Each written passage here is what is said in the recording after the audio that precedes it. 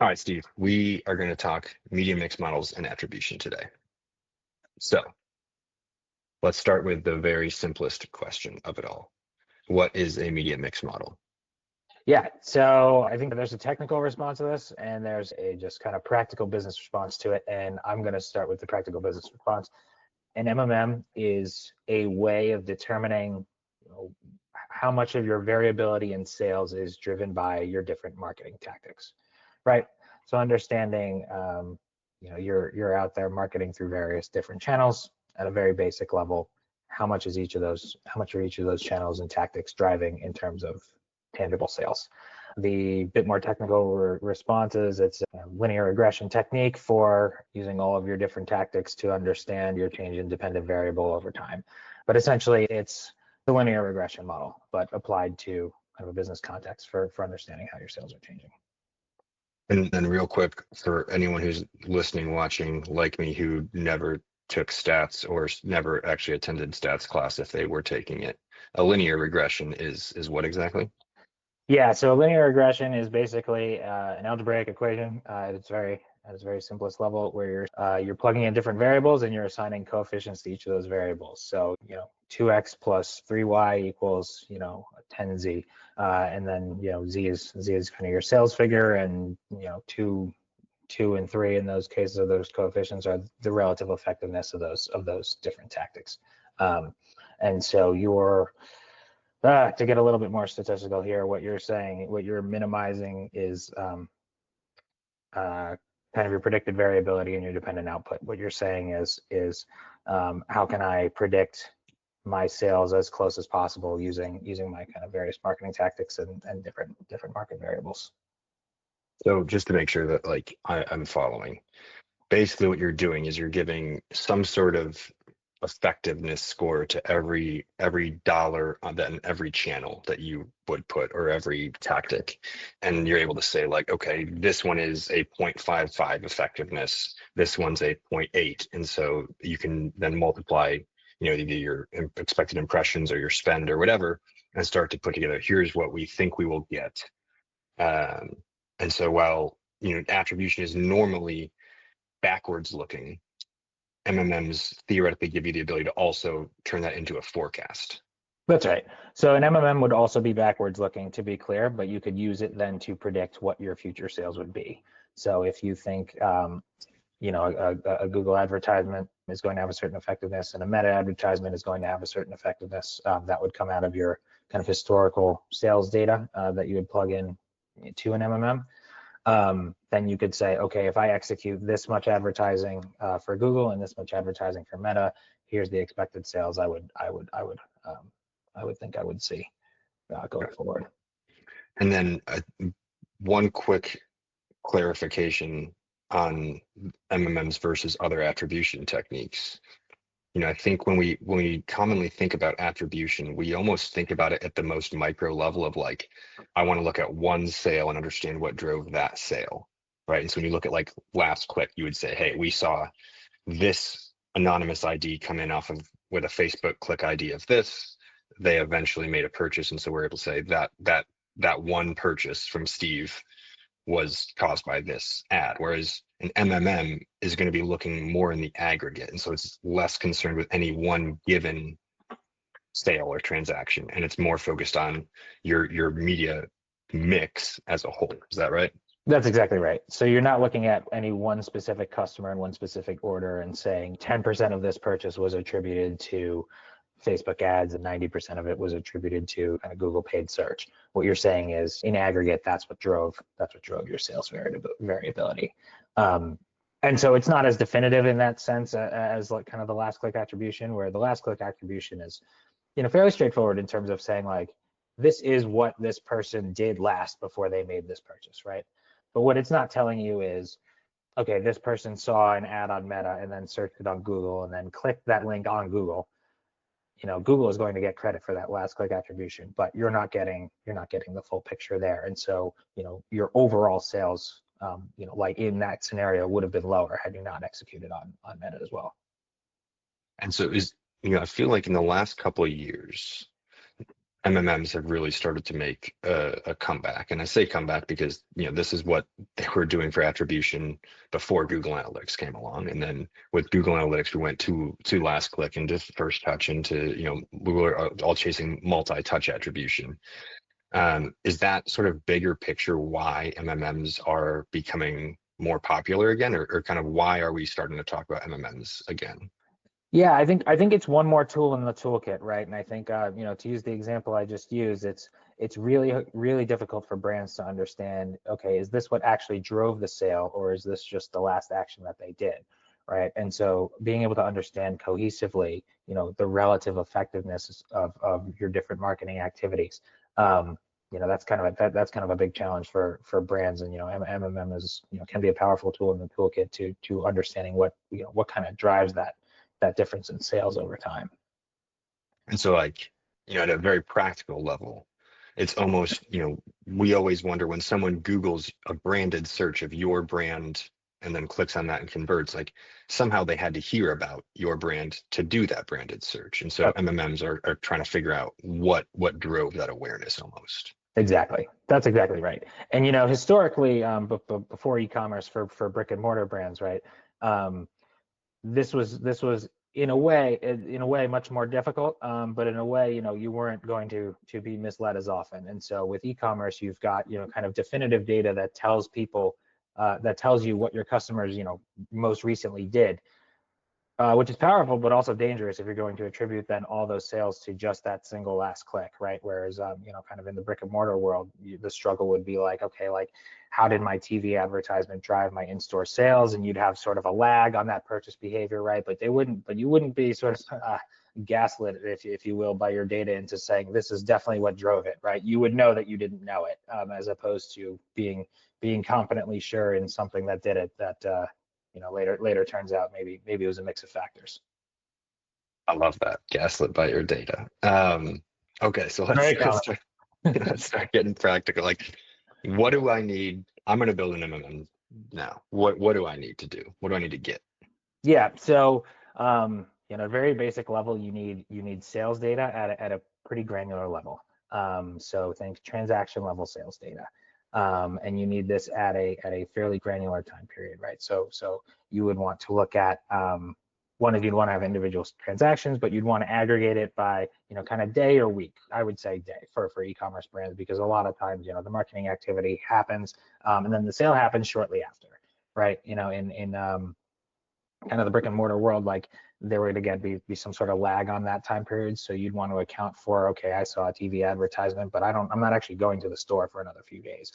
In e-commerce, you'd want to look at that kind of much more narrowly, where you kind of expect, even with the last click attribution, right? They're only counting things that happened within the last week. And so like when marketing is occurring, that we're assuming that the purchase happens kind of very shortly after. So that's number one, kind of very granular sales data.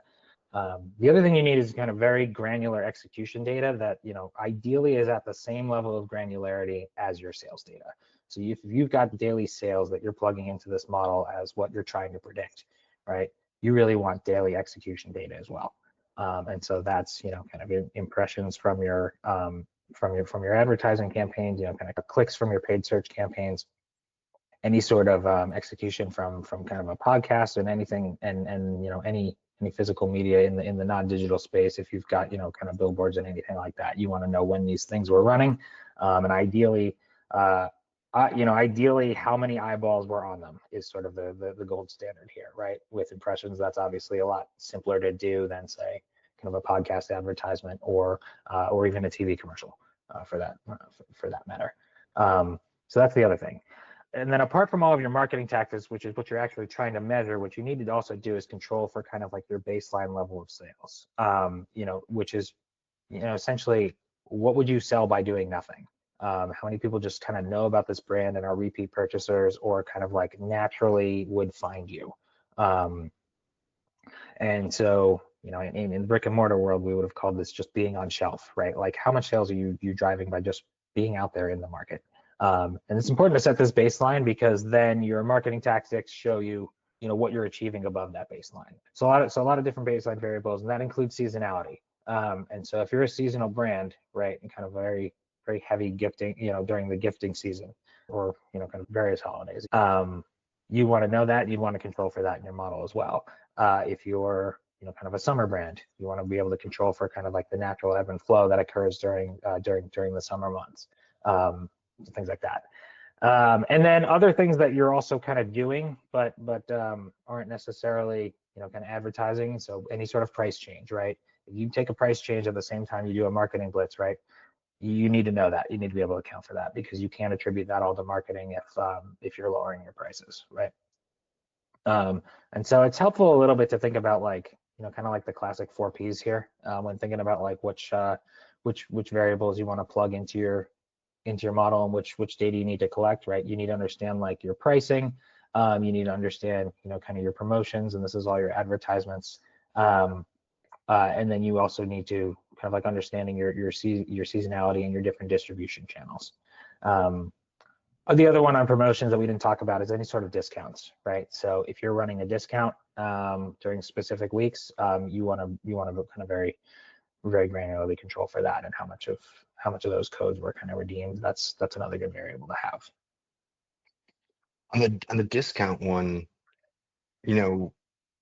for e-commerce brands, I think the last time I did a little research comparing, and this was me just visiting hundreds of sites and filling out a spreadsheet, but it was something like 55% of sites had a discount code if you signed up for their email list. Is that sort of the discount you're talking about? Or since that's an always kind of on thing, is it more just hey, we're having a Memorial Day sale, we're having a, end of year sale or whatever like that?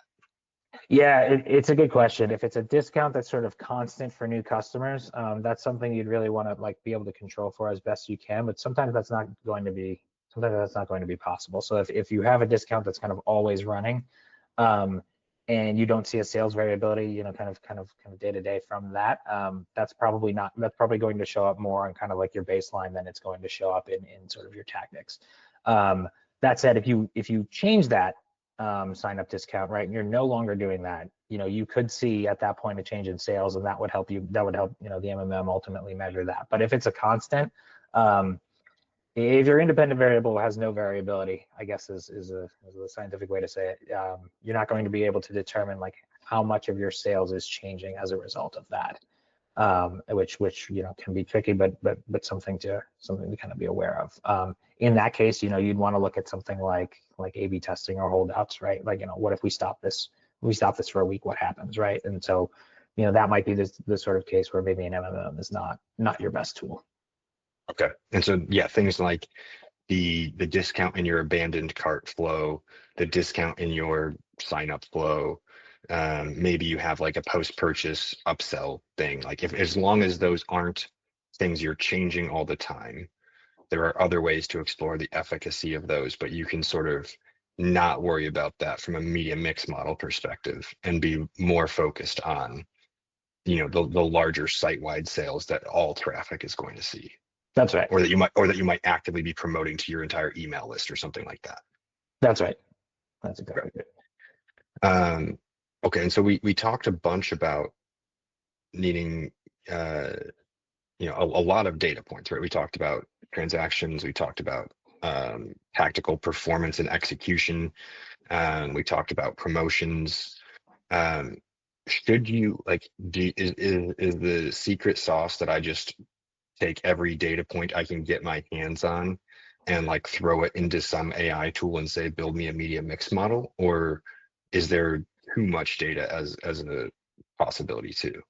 Yeah, so there's definitely a possibility to have too much data, and it's called, model specification, over specification in statistical terms, right? Where if you put in enough data points, you're going to find correlations between them. And so this is where sort of the business intuition comes in from, right? Is like, we talked about variables that are kind of always on, right? And so that's something to be aware of. But also, understanding that your model is going to require human intervention to determine like what makes sense and like what you would think would be a sales driver, and like does that output related to that input actually make sense. And so I mentioned like the model will find impacts sometimes that don't make any sense. And when I did statistics in college, one of the one of the spurious correlations we kind of talked about was the number of people that drown in a pool in a given year compared to if Nicolas Cage appeared in a film that year, right? And so like these are the types of things where if you build a model and you put those variables in, the model will tell you that drove that. But obviously, if you use your intuition, that's not true. Okay, that's helpful. And so we want to be consistent in the data points we have. We want to be limited to only the ones that we really can prioritize, and there is logical connection to even just your common sense perspective. Now, a lot of one company in particular who's big on who just does MMMs, they use daily spend as their independent variable, and sales volume as their dependent variable. When we were talking the other day, you said that you think that that's less than ideal, and that you would rather do impressions with transactions. Can we talk about why? Yeah, definitely. And so basically because impressions is going to be more directly tied to who saw it, right? And so if you're running this model based on spend, there's just a number of confounding factors that leads to spend not being the actual execution that occurred on a day-to-day basis. And so your impressions is just going to be a much more accurate sense of like, this is the execution we actually did.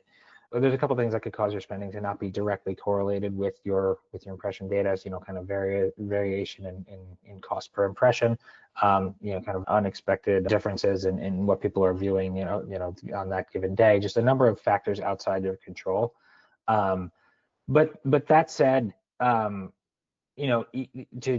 measure things, you're also limited by what you can get your hands on. And so, if spend is the only variable that you have, it's just important to understand those limitations when you use that to generate an output. And as with any model output, it's what's important is to validate it, right?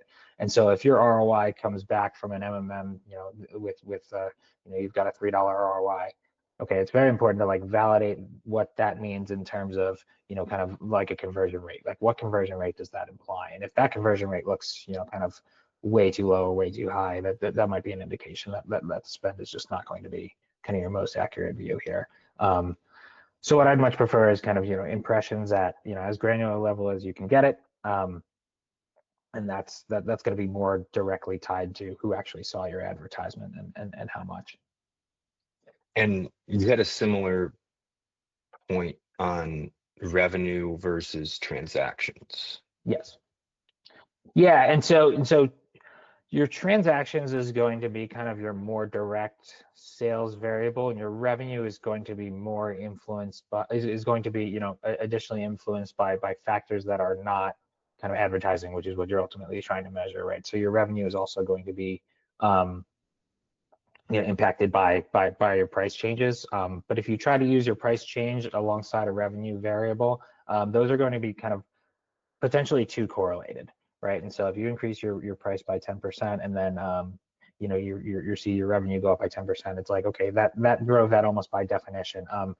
But you're masking maybe then some of the transaction level changes that happen, right? So you don't see that, you don't see directly what that means in terms of the change in the number of transactions and therefore your kind of overall effectiveness. And so what I think is a better approach is understanding how your price is changing your number of sales, right? Which you can then translate into an ROI later on the back end. And then that's also going to give you a sense of how your advertising is playing along with that pricing change. And so I think when we were talking about this the other day, when it really clicked for me was I was thinking about turning it from a look back to the forecast side of things, right? And so if you're doing it off of revenue, then you have to assume that all of your price is going to be the exact same, margins are going to be the exact same, returns are going to be the exact same, like all those things. Whereas transactions is I think a more valid output. And so you'd say like, hey, depending on what product we are putting in our ads, we should see that product sales go up too. And then similarly on impressions versus spend, if you're negotiating with a podcast agency or a podcast or a newsletter, or if someone's sending a newsletter, whether it's an agency or a platform, a brand, whatever, billboards, out of home, all these things, like you can negotiate those rates. They might throw in favorable pricing on to get you in the door and to start you advertising with them. And so to take the spend that you're putting in that's not really what you're able to influence. What you're buying is those impressions. Right. And if you understand the efficacy of an impression, then you can put a price to that, and you can go back to those teams and say, listen, the most I can pay for these impressions is this kind of CPM, because I know I'll get a positive ROI. And so that gives you something to negotiate off of. Whereas if you're modeling off of the spend side of it, you don't actually then you don't really, that's not what you're buying. And so you're missing a bunch of factors there, and you don't really understand the efficacy, because maybe you just suck at negotiating, or maybe you're phenomenal at negotiating. You never know. That's right. And I think that's a much more concise way of saying what I was attempting to. So thank you. Yours is probably smarter. Mine is the way I justify things to myself.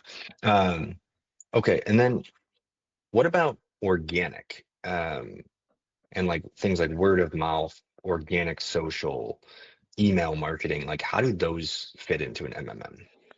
Yeah, that's a really tricky question, and the answer is I think it depends on um, what your specific brand looks like, and it also can be something you might be able to measure and something you might not. So when you think about something like word of mouth, right, is there like a proxy you can use for your brand going viral if you're lucky enough for your brand to go viral, right? Like can you scrape kind of like website mentions right across the internet, right? Are you able to like see how many mentions you're getting in various kind of PR articles, right? Like something that proxies that level of engagement is going to be very important for being able to measure that. In the absence of that, right, like if you're really popular and you go really viral for a month and kind of drop off, right, you can always use kind of dummy variables in the worst case scenario, where you're saying like, okay, like this month we know we had a lot of engagement because random influencer posted about it and just people were talking about this, and this was a hot topic of conversation for the entire month of August, right? Like we're just going to like put a control variable in here for August, and that's going to control for that spike, right? And then after that you could maybe kind of continue to see an uplift, but if your sales kind of like go up and drop off, that's something you can control for. If it's kind of like a spike and a maintained spike, right? Like you might want to then consider that as part of just kind of like your baseline driven execution, right? Where you're looking at, okay, like pre it was this, post it was this. Again, we're just going to control for this as like this is when we became popular, and because you don't necessarily want to attribute that to any specific advertising group, right? Because you're gonna overstate that ROI, right? And then you're gonna look to say like, okay, well, if we just throw more money into these channels, right, we should expect this type of growth again. That's not really what happened. And so, I guess like the overall point there would be if you can get any sort of execution level variable that's going to kind of like tie to that word of mouth execution, that would, I think, be kind of the best. But that can be tricky to gather. Okay. And so the solution might just be all of your organic activities, which are most likely for most brands are pretty consistent week to week, right? Like generally you're saying like, hey, we're going to send X number of emails. We're going to try and do X number of posts on LinkedIn or Instagram or whatever, TikTok, YouTube. If you can kind of then lump that into your always on baseline effort, and you use your MMM primarily for measuring the paid media side of things. And there's other ways to test and measure the efficacy of your organic work. Is kind of the simplest one. I think so. Yeah, I think coming back to that point of just saying like the MMM requires you to have some kind of like variation in your execution. And so if you've got something that doesn't vary and it's just something you always do, that's going to be really hard to parse out. And MMM is likely not the best tool for evaluating that. Like that's when you'd kind of want to look at like okay, what happens if we stop this for a week in, kind of specific markets or what have you, and you measure kind of that impact. And that's just going to give you that type of A/B testing for that type of thing is going to give you just a much more accurate view of how effective that actually is. You mentioned like the sign up discounts, right? Like that's a fairly simple one to do, because you could just say like, okay, what happens if we don't do this for 2 weeks? Like, what's the drop off here, right? And that's just going to give you a bit more of an accurate read. And so if that's something you really need to understand about a baseline tactic that you're always doing, that would be more the approach I'd take. Okay. And so shifting a little bit to you said a few times about whether MMMs are the right tool. You called MMMs just another tool in your toolbox, and here you talked about, there's different ways to measure some of these other tactics. What are some of, like, what is the right role of an MMM, and kind of how else do you see it fitting into the whole picture? Yeah, I think MMM is a very powerful tool if you have different levels of marketing execution for different tactics, right? Because that's when the model really thrives, being able to say, okay, when this was running, this was your sales increase. When it was off, like this was, and understanding all the interlay between the two things. In a simple example, if you've got kind of meta ads running for a month, and then you've got paid search ads running kind of starting mid that month and then going through kind of the next month, and your meta ads sort of drop off. The MMM is going to be really good at saying, okay, like when one of these was running, this was your sales spike. When both of them were running, this was your sales spike. And when the other one was running by itself, like this was your sales spike. And so that level of variability, when not everything is running at once, but where you have different tactics at different times, the MMM can be really helpful in sort of parsing that out for you. Where you do have to be careful though is just understanding that like the output you get is going to tell you like this is effective versus kind of this is the relative effectiveness of these different tactics, but it's not necessary. You shouldn't necessarily interpret it as, okay, this is the definitive, if I put $1 more into this tactic, this is what I'm going to get. What it tells you is this is going to increase your sales by roughly a factor of this. But important to understand like what the margin of error around that factor is as well. The other thing is with all the other attribution tools out there, right? Like it's helpful to combine these, right? So if you're looking at your MMM and your MMM says your meta ads are 10 times more effective than your Google paid search, right? But your last click attribution is telling you something different, right? This is where it's important to understand that, both of these tools are right in a way, but both of them are also wrong in the same way. And so that's where like the business intuition comes in of saying, okay, why would my last click attribution be telling me something so different than what my MMM is telling me? And that could be due to any number of things. One of the simplest things is like if you're running both those tactics at the same time and you see a sales spike of kind of 20%, if the model can't parse those things out, right? It could tell you that one of them drives 18%, one of them drives 2%. It could tell you that the other one drives 18%, and the other one drives 2%. It could tell you that one of them drives 40% and the other one drives negative 20%, right? Like if those things are running at the same time, usually like at the exact same time, the model just won't know how to parse them out.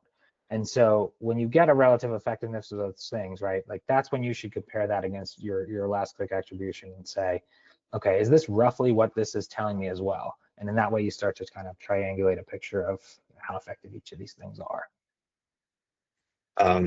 Okay, that was really scary sounding. So I do want to highlight that what he's saying is absolutely true, but there are ways to ensure or to get a little more confidence, right? And that is to increase variability, right? And so basically, if every time you increase your ad budget on Google, you increase your ad budget the same percent on Meta, and they're always running, then how can a platform understand which of those really drove the impact? If you have increased your spend or launch new campaigns on a different time horizon, and so either your spend is changing at a different rate or the impressions are changing at a different rate, it can start to understand the impact of those two independently. But because they are highly correlated platforms, they will run relatively in tandem. And so I think that's the important consideration, and that understanding, to Steve's point, being able to tell the story, right? So like the example you gave was Meta and Google. You know, those two play together so much in almost every marketer's tactical approach to things. Um, and I think branded search is a great example, right? Like someone's going to see your Meta ad. A lot of them are going to Google you before, right? They're not just going to like click on the Meta ad and convert right there. And so Google can get the last touch conversion, but it's just capturing that conversion but someone found your product on Meta. Which one of those drove it? I mean, I would argue Meta drove it more, but if it's a competitive space, maybe you do need that Google ad too to capture it, or else a competitor is going to get that, right? And so I think being able to understand kind of what the picture is and paint a picture, that's how you're going to be able to advocate for budget. That's how you're going to be able to talk to the non-marketers on your team. That's how you're going to be able to make it clear that like, no, we can't just do Google branded search and still grow. We need to have ads that are going to tell people about our product, to introduce them, to get them to Google that in general. Um, and so both things can be true at the same time. Um, yeah, I mean, we were talking a little bit ago, like the approach that I took at Built was, I called it a three-legged stool. Um, and so we looked at self-reported attribution, so post-purchase surveys for e-commerce brands, but for us it was post-sign-up surveys. Um, we looked at last-click attribution, and then we had an MMM. And so between those three, we got three very different looks at what was influencing and driving things. They're all right, they're all wrong, but like the broader truth is somewhere in the middle. Right. And being able to understand kind of how they work together to create awareness, to build demand, and to capture that demand. What about time, right? So like Meta is, you can set your attribution window, but usually it's kind of 7-day, 1 day. So how does time factor into a medium mix model? Yeah. So typically in e-commerce, you would see like a purchase happen closer to the time of your advertising. And so if you've got impressions that are running, kind of varied throughout the week, it's going to be, the MMM is going to be able to capture the sales that are attributed to that, kind of in sort of a short time span afterward, right? If in an extreme example, you could have like all of your impressions drop off on a Tuesday and still kind of some lingering sales later on a Thursday or Friday, right? But for the most part, it's going to be good at sort of attributing that within that time period, because the sales on e-commerce happen kind of so shortly after. I think even the attribution models, right? Like they're looking at kind of the past 7 days. So sort of all these platforms are assuming that these sales are occurring shortly after, which makes sense given the amount of competition there is for kind of attention and just e-commerce brands generally online. It would be rare that someone would see something and then purchase it kind of months later, unless they're kind of reminded of it during a holiday season or for example. But that's sort of how we think about your kind of the time bound nature of this in the e-commerce space. Yeah, I think that a lot of people, brand advertising is coming back as like a cool thing, right? There was a wave the last 20 years or so where people just got so into performance marketing and the idea of like everything's measurable. I can know exactly I'm going to spend X dollars in, X dollars out, and you can just really kind of treat it like a vending machine. And so now, as we see threats to cookies, as we see privacy becoming more popular, as we cross-device stuff has always been a pain in the side of analysts. There's a lot of thought now towards how do you build a brand? How do you build staying power? How do you build recognition and become a household name? Is an MMM better at understanding the impacts of kind of brand level messaging, or are there other solutions we're going to look to measure things like brand awareness and how effective a platform is at driving awareness.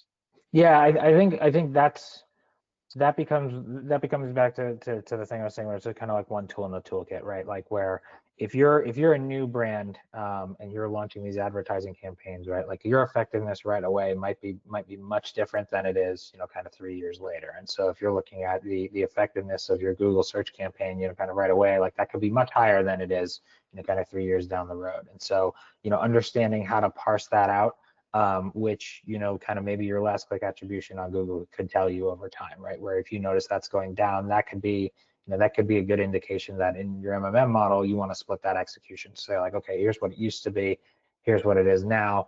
And just again, using that little bit of the more business intuition to understand, okay, this is what the model is going to spit out, but here's what would actually make sense from a business standpoint. And so, from a brand awareness standpoint, that would be kind of one way you could tackle that. Where early on, just getting your brand out there and like your name, your brand name out there, and people kind of like understanding who you are when they hear the name. That could be a very different effectiveness picture. And so the MMM, from the MMM standpoint, you'd want to make sure that maybe all your Google advertising is not treated the same over the time period you're looking at. Maybe you need to split that up and understand what kind of drives what and when. And your kind of your last click attribution over time should give you some sense of that as well. Okay, that's very, very helpful. I'm trying to think if there's anything else we the people need to know. I think, yeah, the one thing I think I'd point out, and just to summarize a little bit what we've talked about, is these things really work best when you have variability in your execution, and kind of not everything happens all at once. In a very extreme example, if you only advertise during the Christmas season, and that's when everything happens, and you're a very kind of seasonal brand that way during the gifting season, you're going to have a very hard time using MMM to break out your effectiveness. And in that case, I think like I would lean more on sort of the last click attribution tools. So that's number one. Is just variability is very important. And number two is just thinking about whether or not every brand should have one of these. And the answer to that, I think, is no. And the other thing you'd really need is a fast-moving product where you're just going to have enough touch points to kind of generate a meaningful output from a model like this. So I guess like an extreme example, like a car brand is just not going to be, you're just not going to see kind of meaningful results from this. If you're kind of a very like high-end luxury car brand that just doesn't move enough units, you're not going to be able to kind of effectively parse out what drove it. And so just thinking about that, thinking about how much sales you have, and if you're really going to be able to kind of have enough of that to tie it to your advertising. So just kind of two parting thoughts on if every brand kind of needs these. And on that one, let's say you do have a longer purchasing cycle, right? You're a car, you're a maybe it's something around home remodeling, or expensive furniture for your house or something like that, right? Where it's like people are planning and it's a longer consideration process. Mm-hmm. Would it work to sort of move your dependent variable, which is, for this whole conversation we've been talking about transactions, would it make sense to move that up the funnel and say something like, lead signups, or maybe you're a software platform and it's like demos, or does that make sense? Or are we or at that point, are you like looking for a way to justify having an MMM as opposed to really getting value out of it? I think at that point, it becomes very assumption based, and you have to be very careful. So if you're going to model kind of lead signups, lead generation, lead form signups, and you're going to say that, okay, like I know that these forms generate sales 6 months from now, or on average 6 months from now, but you can't place it exactly, and so it's going to be very, very hard to attribute marketing. But you can you can kind of confidently confidently see like when people sign up and like what drives that sign up. Um, Obviously the leap that you're making there is that it has that effectiveness. And so you'd want to be very kind of comfortable in that assumption that you're making. Again, going back to what we said earlier, is you do have to use what you have. And so if this is something you kind of really need to understand, and this is what you've got, that it could be valuable, but you'd want to be very sort of confident in that customer journey. This leads to a sales conversion at a rate of X%, for example, right? To be able to kind of get a meaningful output of this. Typically, I would err more for an MMM more on the kind of fast-moving, quick sales cycle products. And then last question, you talked a bit about revalidation and you talked about how as your brand matures, the variables might change or the coefficients might change. How set it and forget it is a media mix model versus how much is this like, the far opposite side of I have somebody who is every day working in the media mix model. Like where does kind of the care and attention to an MMM fall?